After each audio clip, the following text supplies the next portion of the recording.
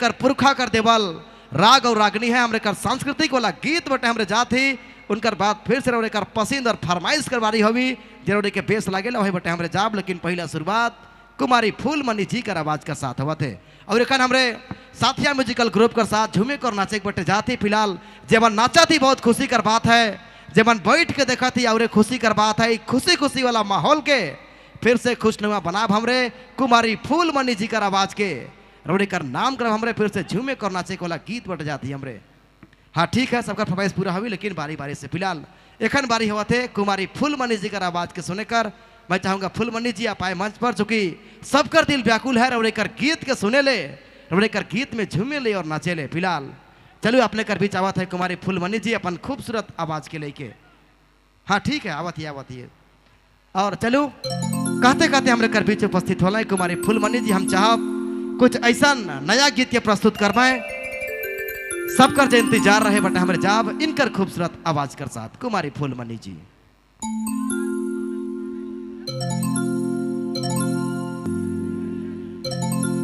आज भगवान कर महिमा हर जगह अपार है। चलो हम एगो भगवान भोलेनाथ कर वंदना।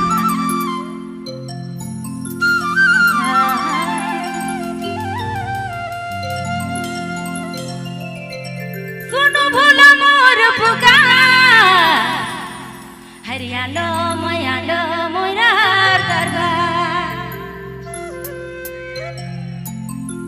हरे बाबा त्रिशूल धरे, बाबा जटा धरे, करुणी हो करू हो सबक बेड़ा पार, भोला सबक बेड़ा पार, सब कोई कर बेड़ा पार पावे। चलो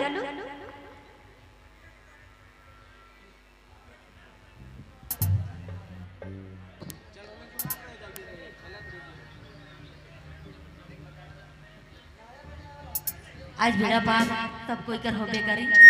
बाबा भोलेनाथ का महिमा अपार।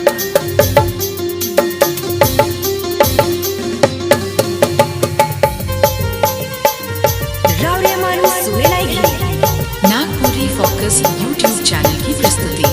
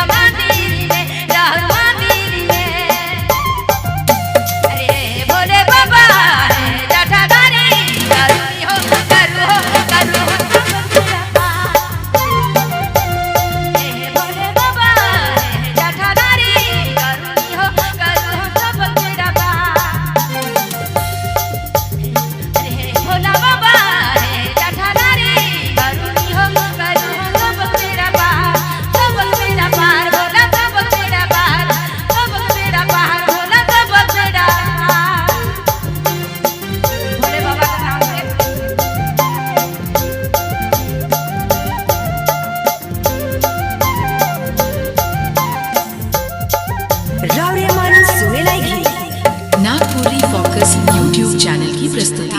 बाद में मेला लागेला और बाबा बोले